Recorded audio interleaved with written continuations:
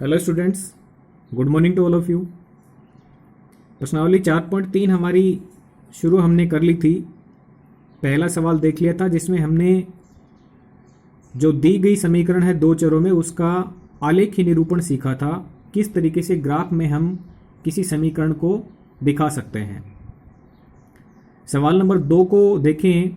बिंदु 2,14 से गुजरने वाली किन्हीं दो रेखाओं के समीकरण लिखिए। ऐसी और कितनी रेखाएं हैं और क्यों। तो देखो, किसी बिंदु से गुजरने वाली आपको समीकरण लिखनी है रेखा की, तो किस तरीके से हम लिख सकते हैं। सवाल नंबर 1 में हमने ये देखा था कि किसी भी समीकरण से हम बिंदु निकाल सकते हैं। किसी भी समीकरण से हम बिंदु निकाल सकते हैं जिससे वो गुजरती है, और इसी की सहायता से हमने ग्राफ बनाया था। लेकिन अब उसका उल्टा सवाल कर रहा है कि बिंदु 2,14 है और उससे गुजरने वाली कोई दो रेखाओं के समीकरण लिखिए। ठीक है, तो देखो, इसके लिए आपको इस तरीके से मान लेना है कि माना इस बिंदु से गुजरने वाली रेखा x + y + c बराबर 0 है। अब देखो, ये विचार कहां से है। जरूरी नहीं है आप x + y + c बराबर 0 ही माने। आप यहां x और y के कुछ गुणांक भी मान सकते हैं और इनके निशान भी अलग ले सकते हैं। यहां पर कोई अचर संख्या आपको माननी है।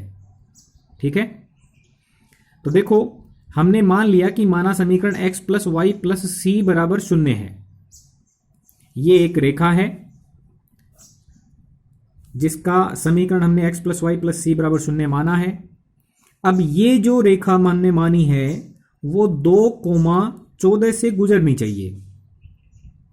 तो इसका मतलब जो भी समीकरण होता है वो किसी रेखा को निरूपित करता है, और रेखा पर जो बिंदु होता है वो बिंदु उस रेखा के समीकरण को संतुष्ट करता है। तो हम क्या करेंगे, इस रेखा का समीकरण x + y + c बराबर 0 माना है और ये 2,14 से गुजर रही है। इसका मतलब ये जो मान है वो इस समीकरण को संतुष्ट करेंगे।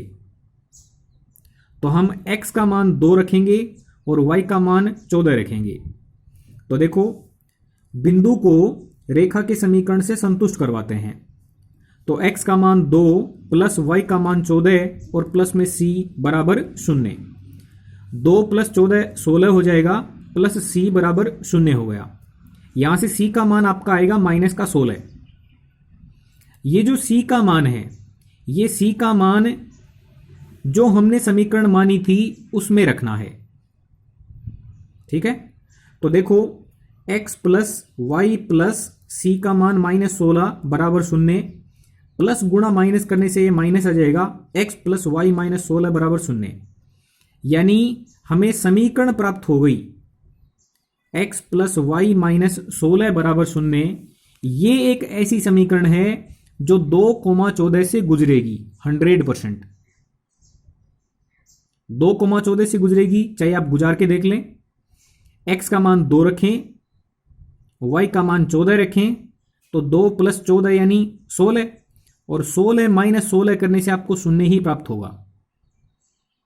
यानी ये समीकरण इस बिंदु से संतुष्ट हो रही है। तो इसका मतलब इस रेखा पर 2,14 स्थित होगा। मतलब ये रेखा 2,14 से गुजरती है। ये तो हुआ एक समीकरण। सवाल में उसने बोला था कि इस बिंदु से गुजरने वाली दो रेखाओं के समीकरण लिखो। यानी दो समीकरण आपको लिखने हैं। एक ही बिंदु से कई सारी रेखाएं गुजर सकती हैं। देखो, एक ये इस तरीके से जा रही है, तो एक इस तरीके से जाने वाली रेखा भी तो हो सकती है, और एक इस तरीके से गुजरने वाली रेखा भी हो सकती है। तो एक ही बिंदु से तो कई सारी रेखाएं गुजर सकती हैं। आपसे केवल दो रेखाएं पूछी हैं जिनके आपको समीकरण लिखने हैं। तो एक तो हमने इस तरीके की मान ली कि x + y + c बराबर 0 मान लिया, जहां पे c का मान निकाल लिया और वापस इसमें रख देंगे तो हमें समीकरण प्राप्त हो जाएगा। अब कोई दूसरी रेखा और उसके कहे अनुसार मान लेते हैं कि माना कोई अन्य रेखा है x - y + c बराबर 0। यहां पे क्या परिवर्तन किया है, प्लस की जगह पे मैंने माइनस रख दिया है। ध्यान रखें, जब भी आप किसी समीकरण को मान के चलते हो तो आप कुछ भी किसी भी तरीके से मान सकते हो।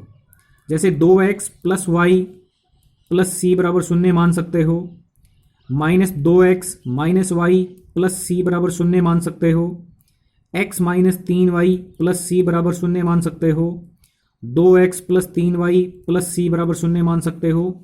यानी आपको कोई अचर संख्या मान के चलनी है और यहां एक्स वाई के गुणांक प्लस माइनस या संख्यात्मक रूप से कुछ भी हो सकते हैं। ठीक है, तो हमने एक आसान समीकरण ये मान ली कि माना x माइनस वाई प्लस सी बराबर 0 भी एक ऐसी रेखा है जो 2,14 से गुजर रही है। अब यदि ये रेखा 2,14 से गुजर रही है तो संतुष्ट होगी, यानी 2,14 से ये समीकरण संतुष्ट होगा। तो x का मान हम 2 रखेंगे और y का मान 14 रख देंगे। x का मान 2 माइनस y का मान 14 प्लस c बराबर 0। देखें, प्लस के 2 हैं, माइनस के 14 हैं, इसका मतलब माइनस के 12 ज्यादा, प्लस c बराबर 0। माइनस के 12 का इधर पक्षांतरण करेंगे तो ये देखो इधर आके 0 में जुड़ जाएगा, 0 प्लस 12 यानी 12 हो जाएगा। तो c का मान 12 आ गया। जो c का मान निकाला है वो हमने जो समीकरण मानी थी उसमें रख दें, तो समीकरण क्या प्राप्त होगी आपको, x माइनस वाई प्लस 12 बराबर 0। ये एक ऐसी दूसरी रेखा का समीकरण है जो 2,14 से गुजरती है।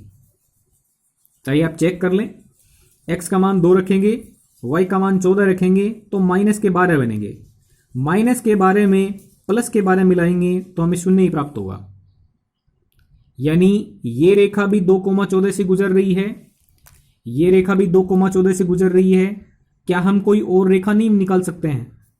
बिल्कुल निकाल सकते हैं, क्योंकि एक ही बिंदु से तो कई सारी यानी अनंत रेखाएं गुजरती हैं।